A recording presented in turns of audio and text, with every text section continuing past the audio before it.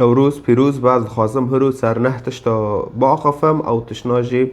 لسر نوروز نه دبیان باش زانه بن نوروز جبو چیه جبو چام دارن کم دبن و يعني بنوروز كيف دبن ودارم از دخوازم انو بفيتشتي بارا باخفم حتی امکانه بن زاروکه خورا شیروه بکن نوروز چیه جبو چم دارن فدبیان باش فیر ببن مسئله حتی امکانه بن زاروکه خورا شیروه بکن فاز دخوازم سر نه تشتا با آخفم حاضر کریم مصدر آخفتنه من تنکرنه من جه کتابه اوسته یه زردشتیا و تراثه ما کرده فتشتي تفتح الخلفية الأسطورية معاناة الشعب كوال حداد الثورة تحرير الشعب وعيد النوروز بوشجي الهوية الثقافية الشعب الكردي وديرو رمزية القصة وإن هيجي أتخاذم سر بتشاكي أنا سر فارس هجي بآخفة من لأنه فارس أوجي بعيد نوروز احتفال دكن كيف دكن به فأتخاذم به بآخفة فمن هاد شتت التور سفتح صار خلفية الأسطورية از خوازم باخفم ملك كابو ملك يعني قرايلاند كان هناك ملك ظالم يدعى الضحاك أو زهاك يعني إزهاك أم قوم الزهاك يعني نابر قرانا مجمرة أري أو قرايلانا قال لك ظالم بو قال لك تشتي ناباش ذكر بملتي كرد وهنا كسن دن هابون دو داره لازم جوار هين هوالدم سروي دبي ولسر ملات حكم كربو يعني وقت شاوى انه بين اردوغان لسر سوريا سوريا عم كونه ببن لسر سوريا شاوى حكم كريه وزلماتيه بملاتي كردكي ودار وانو كيفا وملك ضحاك جي أو جي وصادكر ويجي صار قالك منطقة دار حكم كربي وظلم زور لما ذكر وفقا للأسطورة كان ضحاك ملكا شريرا يكي قالك بيسبو ضحاك وقد تمت لعنته من قبل الشيطان إنساني داريخ الشيطان رفاك إنساني البوري دلي الشيطان بحيشة بماشة شيطان هنا وي استخدام كشخارة ويجي وصا كربو حيث نبت على كتفيه صعبانا معر سربيوي هابون يحتاجان إلى تغذية مستمرة بدماء البشر يعني قراك وانتمي ام بكي ويد معر نسر بيه ملك ضحاك فايكي وان شاوا ام بكي دبيج خوينه مروفة إنسانة جو يعني شخونا وان تيردك يعني مروفة دكوجن ويد معرنا تيردكن ايم دكن يعني جامبين اره ديرا مكشتبين كر ولإشباع هذه الصعبيان يعني دمار حطوان كانوا بنتير بكن كان ضحاك يأمر بقتل شابان كل يوم ويقدم دماءهما طعاما للصعابين فملك ضحاك أمر ذكر حرو شبابا جوانا بكوجن وبخورن كن جواد معرنه ويرا فأفبو ضحاك يعني ما ناس كركيا قرايلانك بو ملك بو ويحكم كربو وقته يعني بري في بسي حزر سال وزيداجي بلكي أعرف فانها جميع وارن ساكن ظلم وزوري لسر ملات معاناة الشعب عاش الشعب في حالة من الخوف واليأس بسبب ظلم ضحاك يعني ملاد وقتك پر نخوش يعني وقتك نخوش در باز دكر بضحاك لأنه پر ظلم وزور لوان دكر رويد دو شباب دو جوان دكشتن وددانوي معرنا كانت الأمهات تبكيان على أطفالهن وكان الآباء عاجزين عن إنقاذها من جي أمكانه بن ديكا و زاروكنا و شبابنا و جواننا باوه وانو ديك لفرد بيت جياوان اوكي حرو دقرين لانو زاروكي وانش بشه وان دارن و دكوجن و خونا وان و گوشته وان لفر بس بوتي خون بس ازانم بكون دكران قرار يعني دكشتن و ددان بشه معرنا و ويد معرنا جد خارن باوه دوانش دبيجه انو امداقات كربين يعني حل تنك أري كانت الأمهات تبكيان أوكي استمر هذا الظلم لفترة طويلة وبر وقت دريجي بر خدا حتى أصبح الناس يعيشون في حالة من القهر والاستسلام. ملات هارتوق يعني عاجز بو استسلام كرنو نكون دفاع نكون الهمبر ملك بساكنه الناس لحد ونا تشتك فدلي خود پرد هاتن شاوتاندن يعني زاروكت وان شبابه وان تن كشتن جبوه ده مهرنوي فناباش بو نها جمعي وارن سر كاوا حداد بشتغلن كاوا الحداد هات خيان ناف وملاتي ده ملات لانو مشكل بو كرد بون فارس جي بلكي ناف ده بون يعني مناطق پر وقت نكو چاوان بين رجافا سريان اشوري كلداني ارمنه كرد حمون هاف هافدن القوام شلول ديري كل كوبان يعني جيت هاف هافن نواج مفهم كرشوا في هذا الجو المظلم ظهر كاو وهو حداد بسيط يعمل في قرية صغيرة فكاو وجد في وقت داد خيان أو حداد بو يعني دي سندا كار دكر أو دي جندكي بچوك دا چوچك بي يعني جندكي چوچك دا دي شغلي كان كاوا رجلا شجاعا ومحبا لشعبه وياكي برماكم بو يعني عضلاته هابون دار لنا دي سندا دي شغلي دار وقالك جي قال لخو حز ذكر وفقا للأسطورة فقد كاوا جميع أبنائه بسبب ظلم ضحاك زاروكيد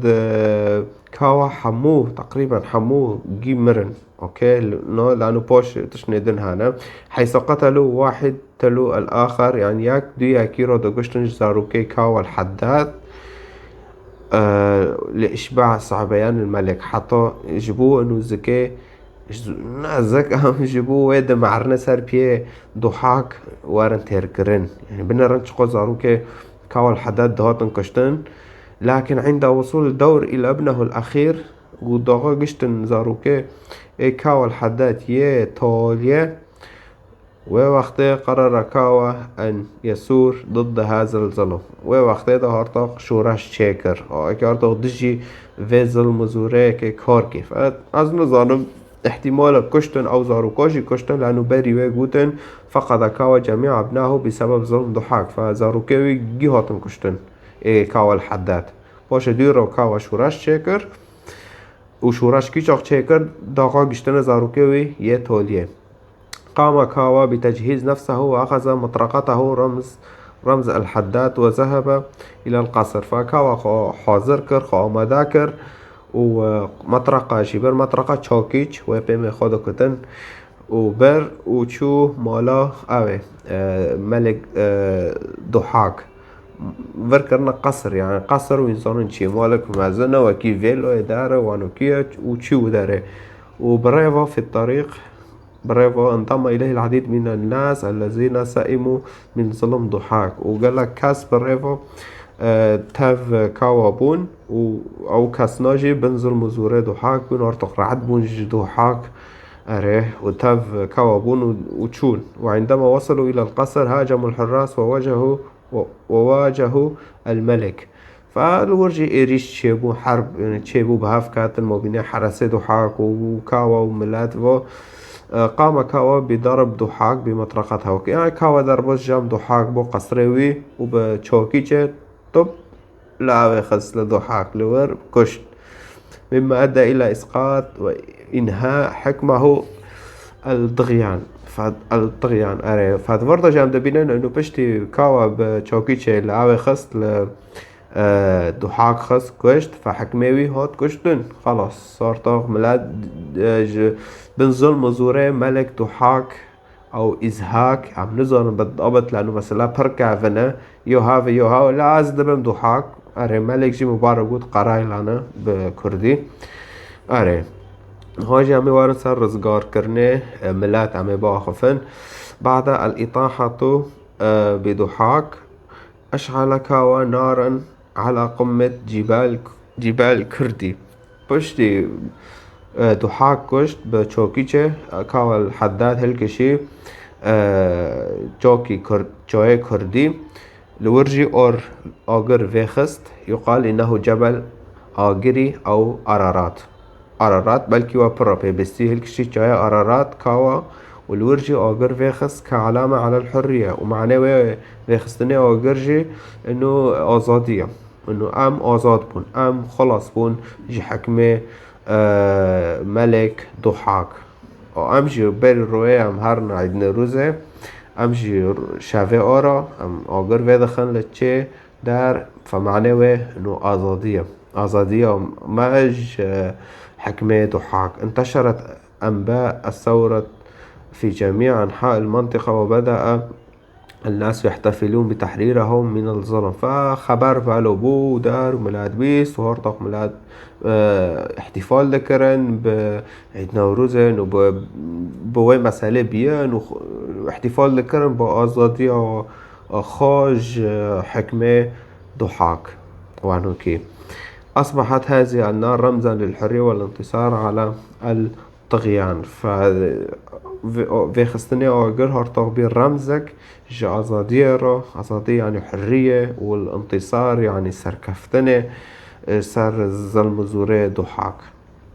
أمنها صار عيد نوروز باشتغالا. يقال إن هذه الأحداث وقعت في اليوم الأول من الربيع. ربيع يعني بهار، دبي إنه هاف تشتني دبين رجع سفتح بون، رجع يعني ياكيبونج مهي بهارة. وهو ما يعرف الآن بعيد النوروز نهاجي عم شوازانن افتشتابو بريكي نوروزه انه عم دبين نوروز هاي فهم بيفي نوروزه عم زانن انه تشبو تشنابو فهم سر نوروزه بحث دكن دقارن عم بفيتشناقي دعلمن يعني بيفي نوروزه تيخيان فيتشتا. يحتفل الكرد والشعوب الأخرى في المنطقة بهذا اليوم كرمز للربيع والحرية والتجديد. يعني إذا فارس أو نو بشاكي جامون نوع كيما دار إنه جامع حرية والتجديد،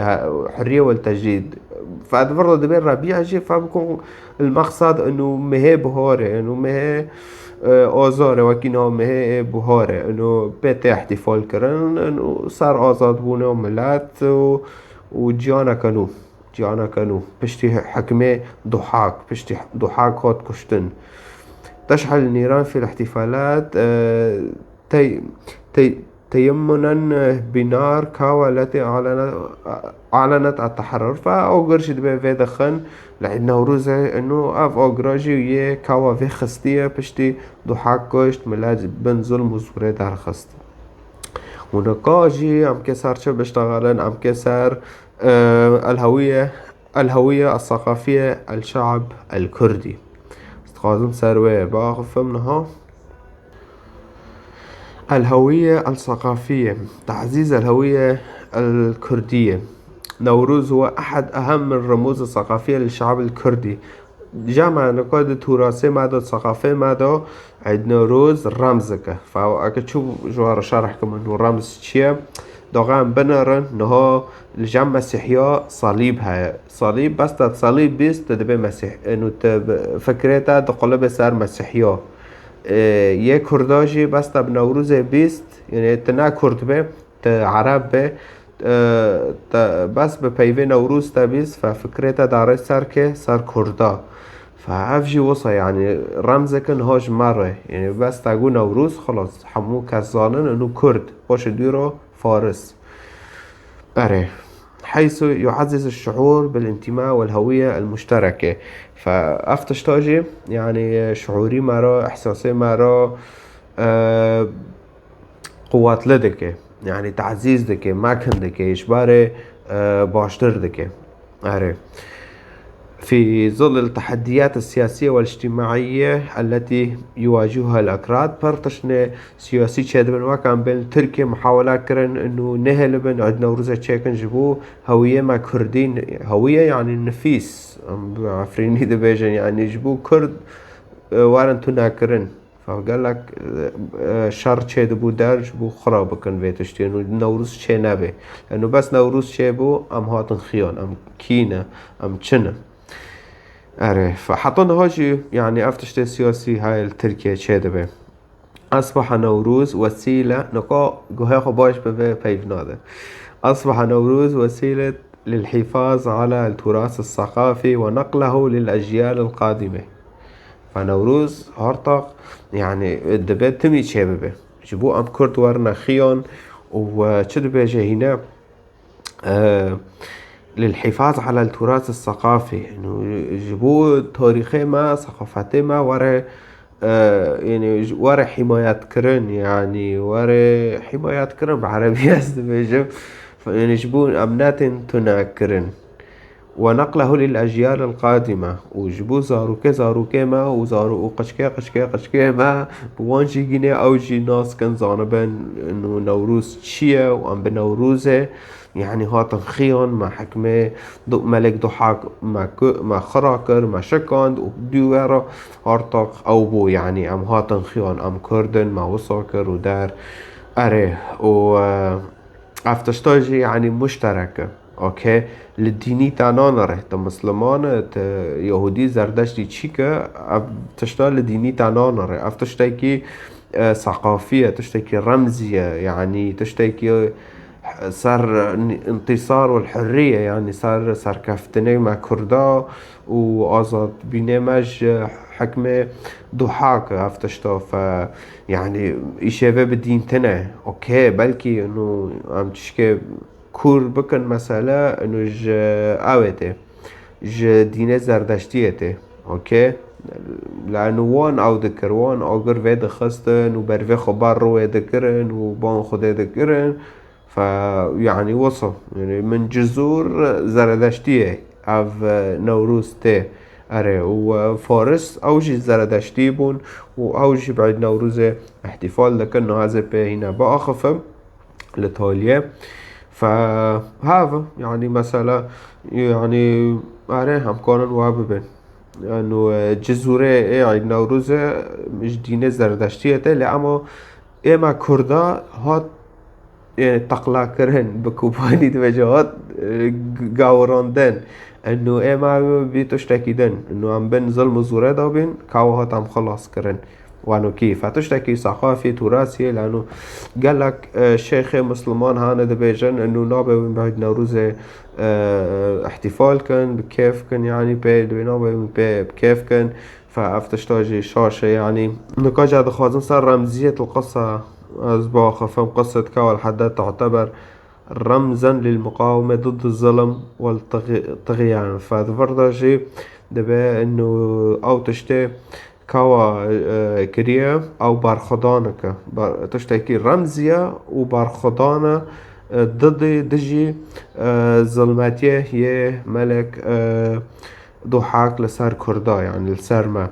كاوا يمثل الشجاعة والإرادة الشعبية للتغيير كاوا جمارة انه اوكا انه صوراتك تشتكى جمارة صار هذا انه قواتما وإدارة الشعبية للتغيير ويعني بقاورن وانا كيف بكردي از باش اي اورجينال نزان كردي كرمانجي باش پر يعني پر نزانم كردي نخوندي فولو ما كلمات هن از دخوازم بكردي بيجم بس از نزانم اما بعربي ازانم هر کسی فهم کر هر یکی الفيديو تماشا دکه مسلمان بيكون یا زردشتی يزيدية فديسا ازانم هر کس جوا الزمانه عربي زانه فبكون باش فهم كر أري بينما ضحاك يمثل الاستبداد والشر ويود بيجي انه ضحاك جيس هدفي ويشربه بس هذا ضحاك شر هدفي ويشربه وكاواجي هدفي انه تشتي باش بو قنج بو بنزل ميلاد بنزل مزورة دارخص القصة تذكر الناس بأهمية الوحدة والثورة ضد الظلم فأف مثلا أف تشيروكا تینه بیرما چاوا ام بنزل مزوره درک خستن چاوا شورش چيبو ضد دجي ظلماتهم. هذه هي القصة الكاملة لكاو الحداد كما تروي في التراث الكردي. أري أف تشيروكا كاو الحداد بو و از دخوازم سر عيد نوروزية إيرانيا فارسة از بشتغلم أوجي احتفال دکن لی اما با وانا نوکی با مایه با وانا نه 21 آذار او دکون سالک نو امام ناکون سالک نو ام لگوری تقویما یه میلادی یسوع المسیح ام دمشن امنها سال 1025 دانه یه فارس 21 آذر دا دکمن سال 1404 اره و لگوری تقویمه یه دینه اسلامتی جی او سال هجره ویراد بیجن او سال 1447 دانه یعنی جهو و نزیکم بچکی گیشی 40 سالی اره فهفو یعنی چیرو کشتک افتشتاجی وزانی ما بینه تقویمه یه فارسا او دکافن سالا کنو و امجی لگوری تقویمه یه مسیح ام دمشت رازی نرازید که باز مسلمانم فتکه لگوری تقویمه اسلامتیه بمشت انها این سال 1447 یعنی این 1000 سال لازمه تا خب مگینه تا به دنیا گینه نه از ناغازم پر به دانکم نه اما يسوع المسيح او انسان كي قالك مازن بو قالك خوش بو حتى تقويم يعني تاريخ بناوي وين هاد نوكرن يعني صلاة سفتح بلشي مسيح بدنيكا بشتوي بشاش حف صلاة خده لقب مسيح دينا سار يسوع اري يسوع بيه بشتوي بشاش حف شاش صلاة حف صلاة خده لقب مسيح دينا سار بي يسوع المسيح فجوه وقته ده هارتاق تاریخ خود نوکرن سالایی که بلشی یسوع المسیح خودشان سر عرضه لان او پیوا خوده ده کتاب گشت کادا تا چطور کتاب واکه تا قرآن واکه بطارد به کلمته القاها الى مریم یعنی خوده پیوا خود تخست مریم و مریم بحال بو مسیح اینا فمسيح هاتش بود چه جبو شرب که نه مسیح وی گناه بود لانه خوده وی گناه لانه خوده و پیوا خواه یکن فخوده سر عرضه خاکر قربان جبر تواج بود جهنم نبینه و گیب باور بکه جهنم نبینه و یه حتی تالیه دیم بمشه جهنم نبینه فهرو دبیت بان خوده که تبریه راست بیشه و بکه اگر مسیح کیه ریه پیشه بکل یعنی هم دبینن که اول حدد وی هات ملت کرد بن ظلم و سوره درخست و مسیح شی هات حقیق و نهی مدان ام خلاص کرن جهنمه فافتش که گلک قنج و باشش مرا و ام انجیل داغم وده کن پلکا سفتح سر کرداد اشتغاله صاحد دیه جی آیته که حیات 12 داوده سر کرداد اشتغاله چاوا کرده هات باوری خو به مسیح کرد چاوا جیانا خدان مسیح جی مسیح را سجده کرن و همش خدا تنه را فهم سجده دکن و اوتشتاجی مدید و مسیح قالك حاجته دکه هات حقیق و نهایت دان سر مسیح بحث که پرستا چه بون وره ج مسیحیا پرس که ج فالله پرس که نه هر ج کس نده پرس که وصا تنکانه فهم که وره ج ما پرس که همش ترا شیروه بکن و خدا و پیروز بکه همه افده لعید نروزه ببینن